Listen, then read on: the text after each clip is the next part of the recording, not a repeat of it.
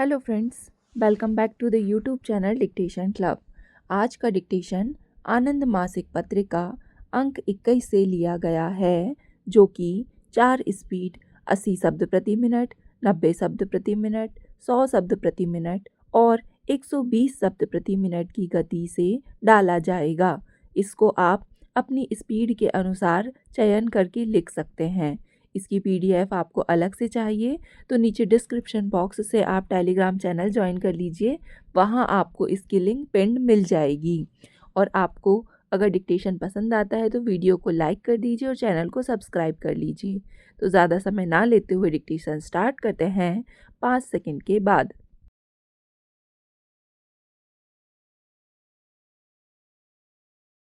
उपाध्यक्ष महोदय, जब तक हम विद्यार्थियों और नौजवानों को इस प्रकार के राजनैतिक क्रियाकलापों में भाग लेने का अवसर नहीं देंगे, तब तक उनमें हम जो लोकतांत्रिक संस्कार या जिम्मेदारी की भावना पैदा करना चाहते हैं, वह पैदा नहीं कर सकते। आज इस बात की भी आवश्यकता है कि देश में निरक्षरता के विरुद्ध केवल सरकारी प्रयासों से या गैर सरकारी संगठनों के माध्यम से ही लड़ाई न छेड़ी जाए, क्योंकि इससे काम नहीं चल सकता। मैंने देखा है कि समस्त गैर सरकारी संगठन केवल सरकारी अनुदान खाने का एक माध्यम मात्र हैं और दूसरी ओर सरकार के साधन सीमित हैं। इसलिए आवश्यकता इस बात की है कि नौजवानों में प्रेरणा जागृत करने के लिए साक्षर सेना का गठन किया जाए। देश में इसके लिए व्यापक आंदोलन हो, जिसमें इस देश के नौजवान समयबद्ध, कालबद्ध एक समय सीमा के अंतर्गत पूरे देश को साक्षर बनाने का संकल्प लें। सरकार इस दिशा में पूरी ताकत लगाए। इसके अलावा भूमि सेना का गठन भी हो सकता है। अभी हमारे उत्तर प्रदेश के मुख्यमंत्री ने उत्तर प्रदेश में भूमि सेना का गठन किया है। उसी तरह राष्ट्रीय स्तर पर भी यदि भूमि सेना का गठन किया जाए तो उसका उपयोग हम देश की पड़ती बंजर ज़मीन को तोड़ने के लिए कर सकते हैं, सिंचाई के साधनों के विस्तार के लिए कर सकते हैं और देश की पूरी युवा शक्ति को एक नई दिशा प्रदान कर सकते हैं। हाँ, बेनामी ज़मीन पकड़ने के लिए भी उसका उपयोग हो सकता है। भूमि सेना का गठन हो जाने से विघटनकारी शक्तियों से देश को मुक्त कराने का अवसर भी मिलेगा। आज जब हम युवा नीति की बात करते हैं तो इसे अलग करके नहीं देखा जा सकता।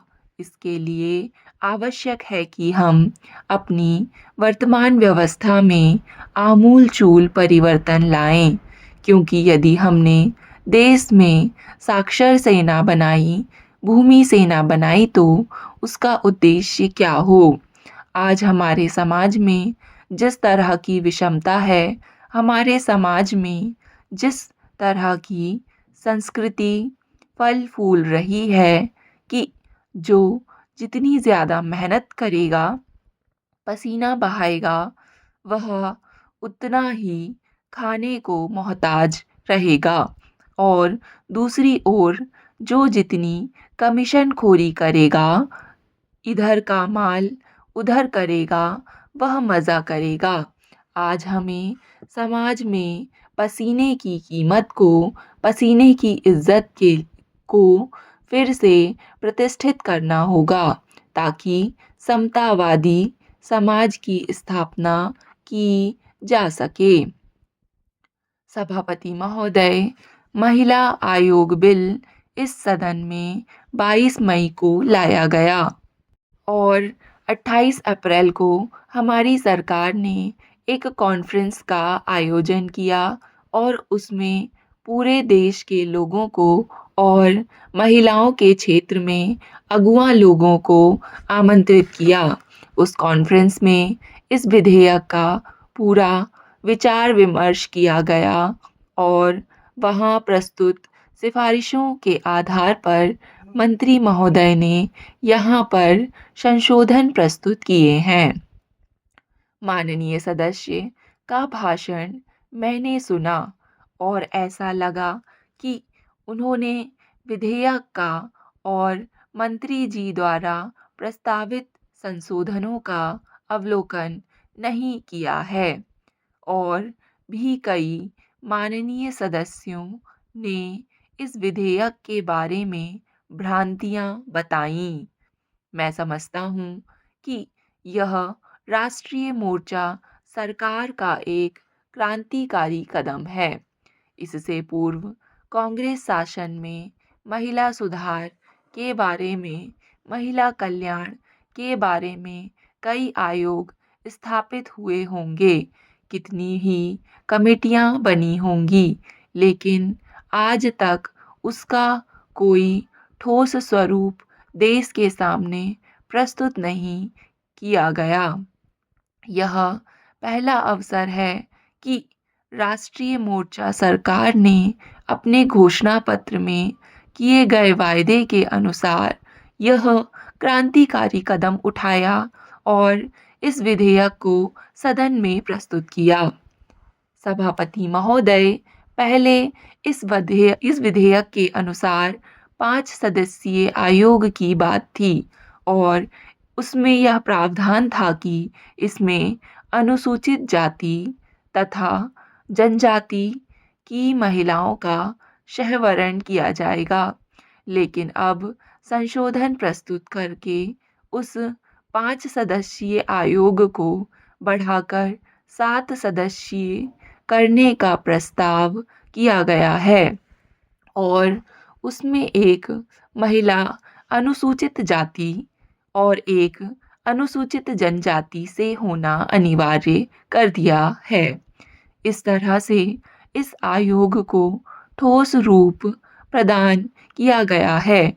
इसके लिए मैं मंत्री जी के प्रस्ताव का स्वागत करता हूँ और धन्यवाद देता हूँ।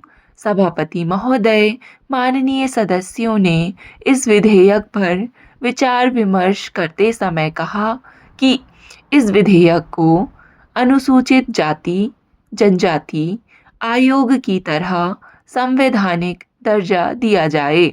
मैं इस विचार से सहमत हूँ, लेकिन यह पहला कदम है और यह स्वागत योग्य है और इसको जो संवैधानिक दर्जा प्रदान किया गया है उससे यह अपने आप शक्तिशाली है और उसके लिए मैं धन्यवाद देना चाहता हूँ।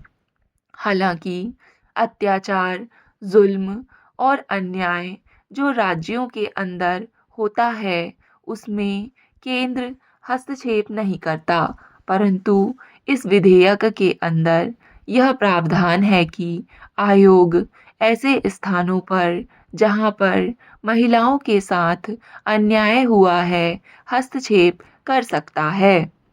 महोदय, सरकार में जो लोग सत्ता के शिखर पर बैठे हुए हैं उस पर पीठासीन हैं, वे केवल नौजवानों को अनुशासन की शिक्षा देते हैं। आज समाज में अनुशासनहीनता का इतना बड़ा खतरा नहीं है जितना बड़ा खतरा मर्यादाहीनता का है। इसका कारण यह है कि हमारे समाज में जितने ताकतवर लोग हैं वे अपने लिए नियम नहीं बनाते, उसका वे स्वयं उल्लंघन करते हैं और वे चाहते हैं कि जो उनके अनुज हैं, कमज़ोर हैं, केवल वे ही नियमों का पालन करें। इसलिए मैं इस बिल में सबसे पहली बात कहूँगा कि नौजवानों में राजनैतिक चेतना जागृत होनी चाहिए और इसके लिए जो अनिवार्य शिक्षा है, मैं उसका समर्थन करता हूँ। मैं यह मानता हूँ कि नौजवानों को शिक्षा का अधिकार होना चाहिए। साथ ही साथ छात्रावास में जो पौष्टिक आहार की बात है, उसकी सस्ते दर पर व्यवस्था होनी चाहिए। विद्यालयों और विश्वविद्यालयों के प्रबंधों में नौजवान का, विद्यार्थियों का योगदान होना चाहिए। हाई स्कूल से एमए तक सारी शिक्षण संस्थाओं में सिद्धांतत के आधार पर छात्र संगठनों के गठन की समुचित व्यवस्था होनी चाहिए। डिक्टेशन पसंद आए तो वीडियो को लाइक तथा चैनल को सब्सक्राइब ज़रूर करें। धन्यवाद।